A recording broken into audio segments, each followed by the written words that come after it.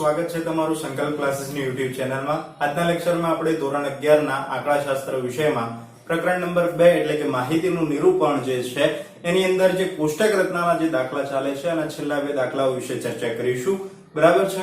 તો એ જે એમાંથી પહેલો જે દાખલો છે વિભાગ ઈ નો દાખલા નંબર 9 છે। આપણે એની રકમ વાંચીએ કે ભાઈ નીચેની માહિતીને યોગ્ય કોષ્ટકમાં રજૂ કરો।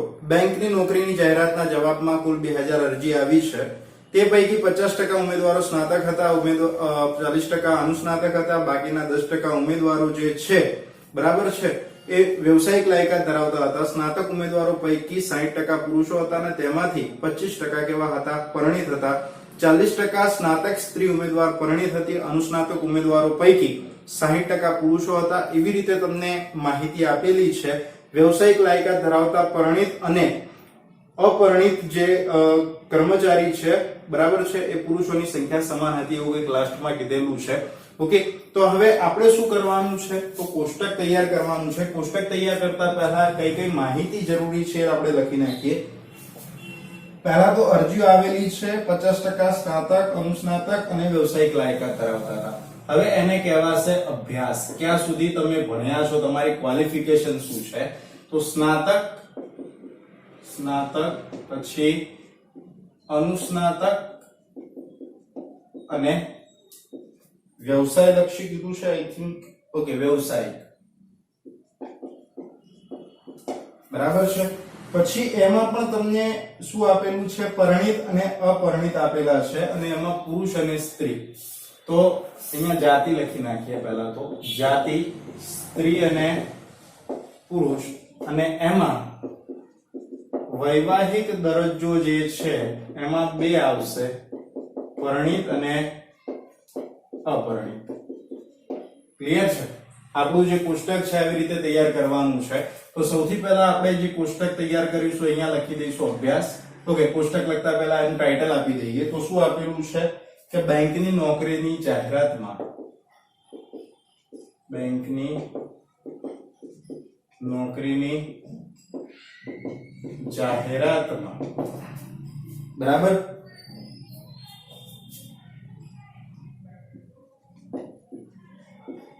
અરજી કરેલ ઉમેદવારોનું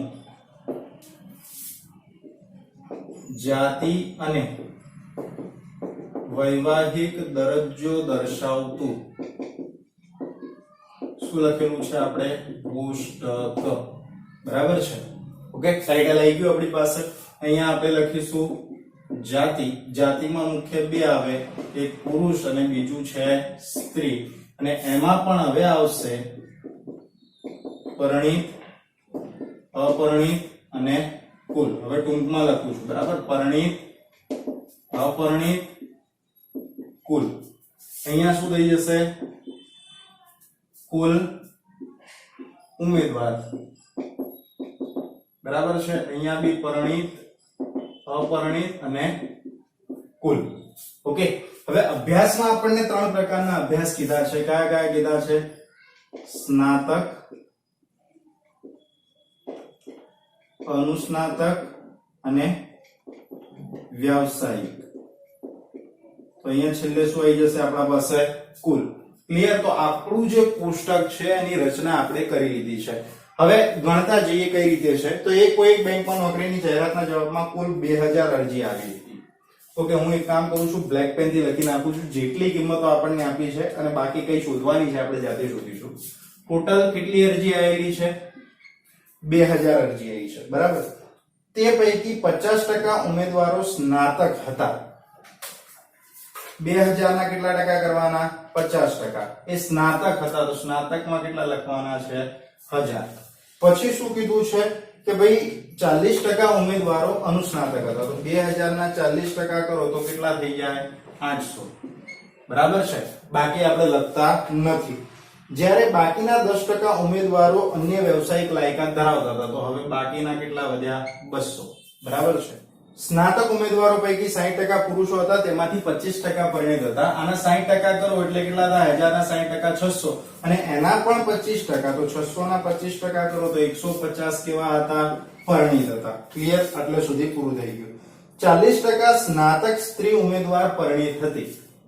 હવે જો એક વસ્તુ મગજમાં રાખો, 1000 અહીંયા ટોટલ સંખ્યા આવી ગઈ, અહીંયા પુરુષો 600 છે, તો સ્ત્રીઓ કેટલી થશે?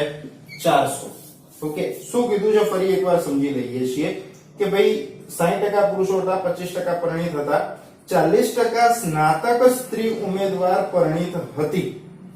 તો આપણી પાસે કુલ સ્ત્રીઓ હોવી જોઈએ. કુલ સ્ત્રીઓના કેટલા ટકા કીધા છે? 40%. તો 400 ના 40% કરો તો 160. એ કેવી કીધેલી છે? પરિણીત છે, તો અહીંયા 160 આવશે. ક્લિયર? ચલો પછી અનુસ્નાતક ઉમેદવારો પૈકી 60% પુરુષો હતા. 800 ના 60% કરો એટલે કેટલા થાય? 480. બરાબર છે.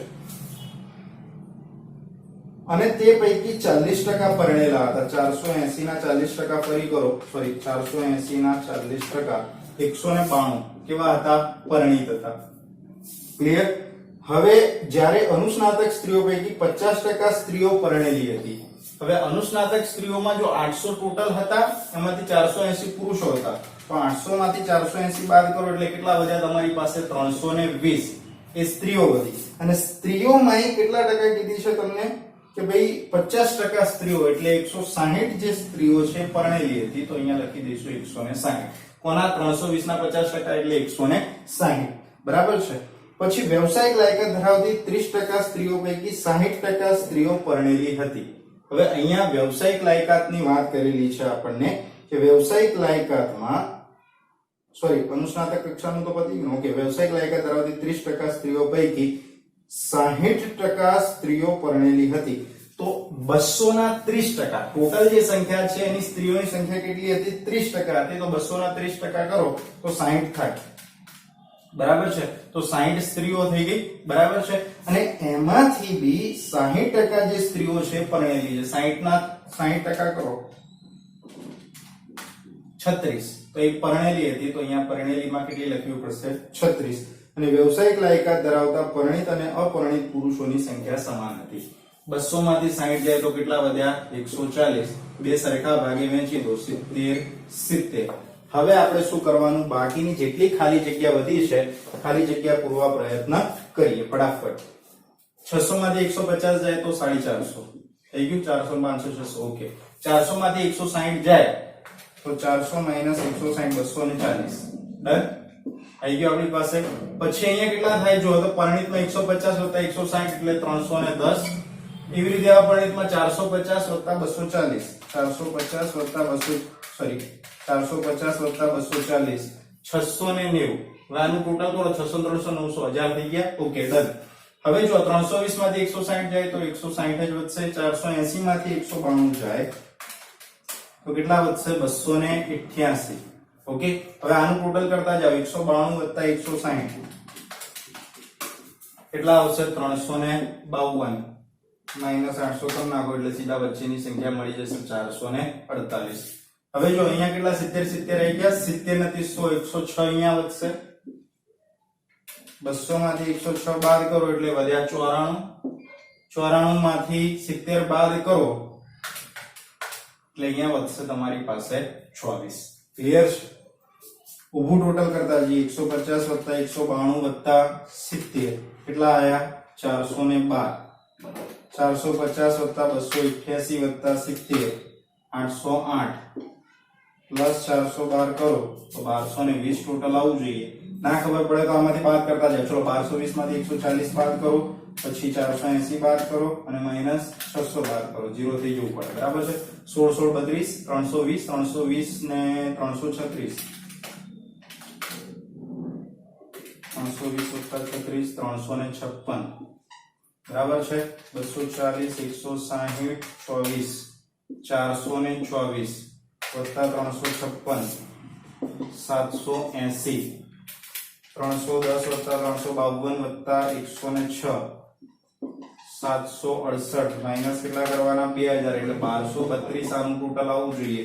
તો 1232 માંથી આપણે 94 બાદ કરીએ, એના પછી 448 બાદ કરીએ, 690 વધવા જોઈએ. 690 આપણી પાસે આવી ગયા. ક્લિયર? તો અહીંયા તમારો આ જે દાખલો છે એટલે કે વિભાગીનો દાખલા નંબર 9 અહીંયા પૂર્ણ થાય છે. તમારે વિભાગ F નો આવી રીતે છેલ્લો જે દાખલો આપેલો છે કોષ્ટક રચનાનો એ તમારે હોમવર્કમાં જાતે ગણવાનો રહેશે.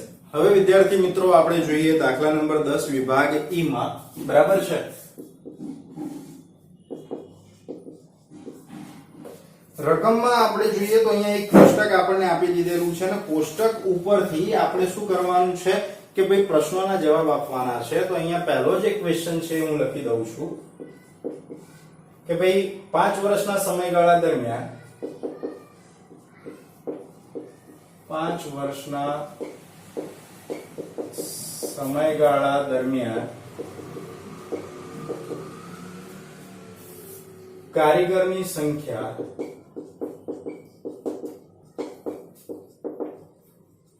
ખાલી જગ્યા ટકા વધી. બરાબર છે, એટલે કે કેટલા ટકા વધી એવું પૂછેલું છે. તો આપણે એને ગણી નાખીએ પહેલા જ. હવે જો 2 વર્ષની માહિતી આપણને આપેલી છે. કયા 2 વર્ષ છે? તો આઈ થિંક 2010 થી 15 છે. ઓકે, 2010 થી 15 માં છે. હવે આમાં શું જોવાનું કે છેલ્લી લાઈન જોવાની, કારણ કે આપણને કારીગરોની સંખ્યાની વાત કરી છે. સ્ત્રી પુરુષ એવું કંઈ પૂછેલું નહીં. તો છેલ્લે જે ટોટલ આપ્યું છે જુઓ તો 2010 માં જે કારીગરો હતા એની સંખ્યા કેટલી હતી? 2000. અને 2015 માં જે કારીગરો થયા છે એની સંખ્યા કેટલી હતી તમારી પાસે? 3000. તો હવે આમાં સીધી ટકાવારી ક્યાં ગણવાની કે 2010 ની સરખામણીએ 2015 માં કેટલા ટકા ફેરફાર થયો? તો 2000 જે છે એને કેટલા ટકા ગણી લેવાના? 100%. તો 3000 એ કેટલા ટકા? તો અહીંયા સીધી ગણતરી 3000 ગુણ્યા 100 ભાગ્યા 2000 0 0 0 0 0 0 50 200 5 તરી 15 150. બરાબર છે, પણ ઓલરેડી આના કેટલા ટકા હતા? -100 કરી દેવાના. એટલે 50% નો શું થયો? વધારો. એટલે કારીગરોની કુલ સંખ્યામાં કેટલા ટકા વધારો થયો? 50%. કારણ કે મેં 3000 ટકાવારી ગણી તો 150 આવે. હવે ટકાવારી 100 થી વધારે હોય નહીં. તો જેટલી વધારાની આવી છે 100 બાદ કરતો એટલે જેટલી વધારાની આવી એટલો ટકા આપણો શું કહેવાશે? વધારો કહેવાશે. બીજો ક્વેશ્ચન શું આપેલો છે? 2015 ના વર્ષમાં બિન સ્થાનિક કારીગરોમાં કેટલા ટકા ઘટાડો થયો?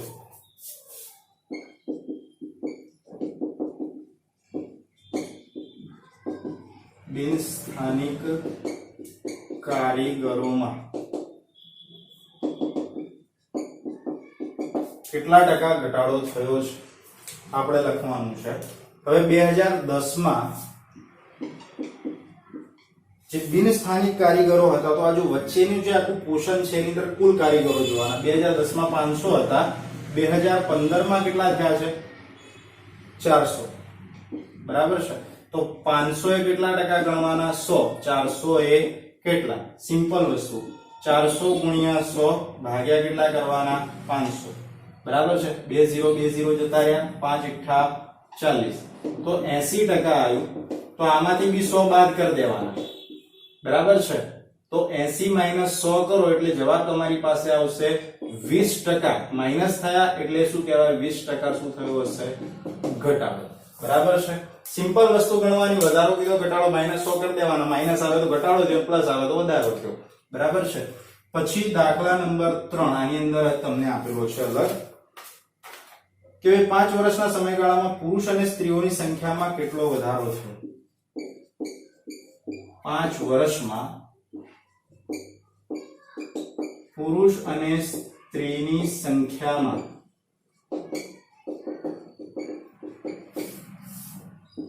કેટલા ટકા વધારો થયો? બરાબર, પહેલા આપણે પુરુષની ગણતરી કરી નાખી. અહીંયા લખી દઉં છું.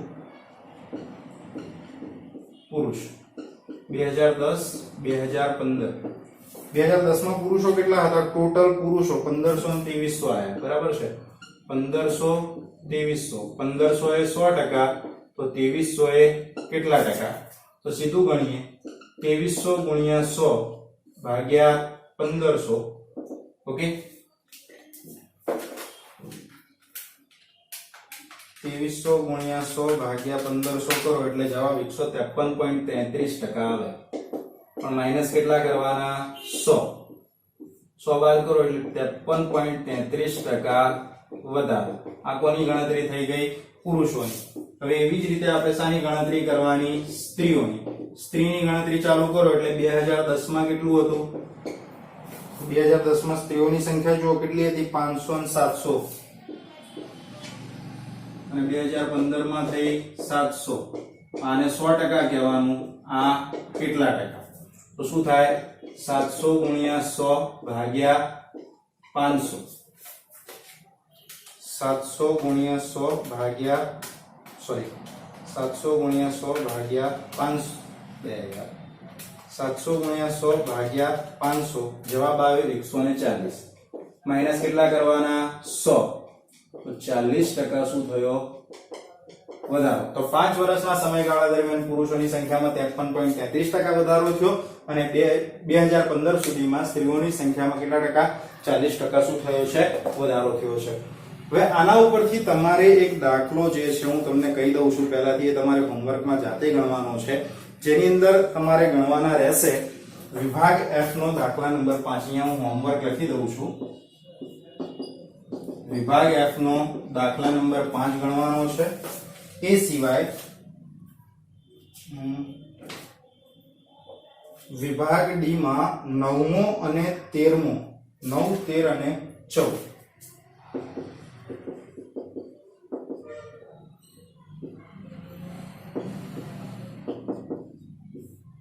આટલા 4 દાખલા તમારે હોમવર્કમાં ગણવાના રહેશે બરાબર છે હવે નેક્સ્ટ લેક્ચરની આપણે વાત કરીએ તો નેક્સ્ટ લેક્ચરમાં આપણે જે આકૃતિ કે આલેખ વિશે ભણી ગયા છે અર્થશાસ્ત્રમાં પહેલા ચેપ્ટરમાં એવી જ રીતે અલગ અલગ પ્રકારની આકૃતિ એટલે કે સ્તંભ આકૃતિ છે વૃત્તાંશ આકૃતિ વર્તુળ આકૃતિ વિભાજિત સ્તંભ આકૃતિ એના વિશેની આપણે ચર્ચા કરવાની છે તો આપણે નેક્સ્ટ લેક્ચરમાં કરીશું ત્યાં સુધી અસ્તુ